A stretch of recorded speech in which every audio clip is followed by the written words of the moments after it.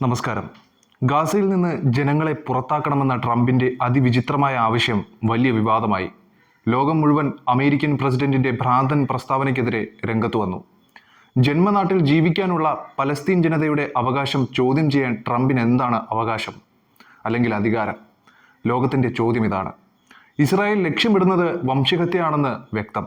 ഹമാസിനെ ഉന്മൂലനം ചെയ്യാൻ എന്ന പേരിൽ പലസ്തീൻ ജനതയെ ഇല്ലാതാക്കാനുള്ള പരിശ്രമത്തിലാണ് നെതന്യാഹു. അതിനിടയിലാണ് ട്രംപിന്റെ പരാമർശവും വന്നത്. 15 മാസമായി തുടരുന്ന യുദ്ധം ഗസയെ താറുമാറാക്കി. അടിസ്ഥാന സൗകര്യങ്ങൾ പോലും ഇല്ലാതെ വലയുകയാണ് പാവം ജനം. വെടിനിർത്തൽ പോലും ഇസ്രായേൽ പാലിക്കുന്നില്ല. മതിയായ ഭക്ഷണമില്ലാതെ ജനം വലയുന്നു. ട്രംപിന്റെ വിവാദ പ്രസ്താവനയോട് പലസ്തീൻ ജനതയുടെ പ്രതികരണം എന്തായിരിക്കും?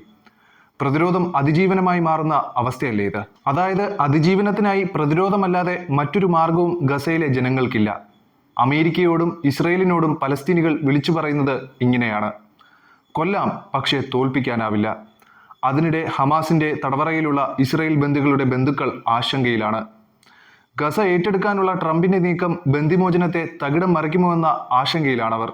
ഗസയിൽ നിന്ന് പലസ്തീൻ ജനതയെ പുറത്താക്കണമെന്ന അമേരിക്കൻ പ്രസിഡന്റിന്റെ പരാമർശം മേഖലയിലെ സംഘർഷത്തെ സങ്കീർണമാക്കുമെന്നും ബന്ദിമോചനം വൈകാൻ ഇടയാക്കുമെന്നുമാണ് ബന്ധുക്കൾ ഭയപ്പെടുന്നത്. ട്രംപിന്റെ പദ്ധതി ബന്ദി കൈമാറ്റത്തിൽ നിന്ന് പിന്മാറാൻ ഹമാസിന് പ്രേരണയാകുമോ എന്ന ഭയം ബന്ദികളിൽ ഒരാളുടെ പിതാവ് മിഡിൽ ഈസ്റ്റ് ഐയോട് പങ്കുവെക്കുകയും ചെയ്തു. ട്രംപിന്റെ പ്രഖ്യാപനത്തിനെതിരെ രൂക്ഷ വിമർശനം ഹമാസ് നടത്തിയിരുന്നു. തികഞ്ഞ അസംബന്ധവും പരിഹാസ്യവുമായാണ് ട്രംപിന്റെ പ്രഖ്യാപനമെന്നാണ് ഹമാസ് നേതാവ് സമി അബ്ദു സുഹ്രി പറഞ്ഞത്. ഗസ മുനമ്പ് പിടിച്ചെടുക്കുന്നത് പോലെയുള്ള പ്രഖ്യാപനങ്ങൾ പശ്ചിമേഷ്യയെ മുഴുവൻ സമ്മർദ്ദത്തിലാക്കുമെന്നും അദ്ദേഹം കൂട്ടിച്ചേർത്തു. ഗസ നിയന്ത്രണത്തിലാക്കാമെന്ന ട്രംപിന്റെ താൽപര്യം അപഹാസ്യമാണ്. ഇത്തരം പ്രവൃത്തികൾ അമേരിക്കയെ പ്രതിരോധത്തിലാക്കും, സുഹ്രി റോയിട്ടേഴ്സിനോട് പറഞ്ഞു. വിഷയത്തിൽ വിമർശനവുമായി സൗദി അറേബ്യയും രംഗത്തെത്തിയിരുന്നു. പലസ്തീൻ വിഷയത്തിൽ തീരുമാനമാകാതെ ഇസ്രയേലുമായി ബന്ധമുണ്ടാകില്ലെന്നാണ് സൗദി അറേബ്യ വ്യക്തമാക്കിയിരിക്കുന്നത്. ഗസയിലെ ജനത മറ്റിടങ്ങളിലേക്ക് പോകണമെന്ന ട്രംപിന്റെ വിവാദ പരാമർശം ഇറാനെയും ചൊടിപ്പിച്ചിട്ടുണ്ട്. പലസ്തീൻ ജനതയെയല്ല, ഇസ്രയേലികളെയാണ് ഒഴിപ്പിക്കേണ്ടതെന്നാണ് ഇറാൻ പ്രതികരിച്ചത്. മുമ്പും പലരും പലസ്തീൻ ജനതയെ ഒഴിപ്പിക്കാൻ ശ്രമിച്ചിട്ടുണ്ട്.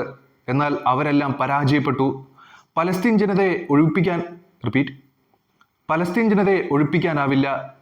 ഒപ്പം പലസ്തീനികളെയും ഒഴിപ്പിക്കാൻ കഴിയില്ല. പലസ്തീൻകാർക്ക് പകരം ഇസ്രയേലികളെ പുറത്താക്കാൻ ശ്രമിക്കൂ. അവരെ ഗ്രീൻലാൻഡിലേക്ക് മാറ്റൂ. അങ്ങനെയായാൽ ഒരു വെടിക്ക് 2 പക്ഷികളെ അവർക്ക് കൊല്ലാനാവും. ഗ്രീൻലാൻഡിലെ പ്രശ്നം പരിഹരിക്കുന്നതിനൊപ്പം ഇസ്രയേലികളുടെ പ്രശ്നങ്ങളും പരിഹരിക്കാം. അതവർക്ക് അനുയോജ്യമായ ഇടമായിരിക്കും എന്നാണ് ഇറാൻ അമേരിക്കയെ പരിഹസിക്കുന്നത്.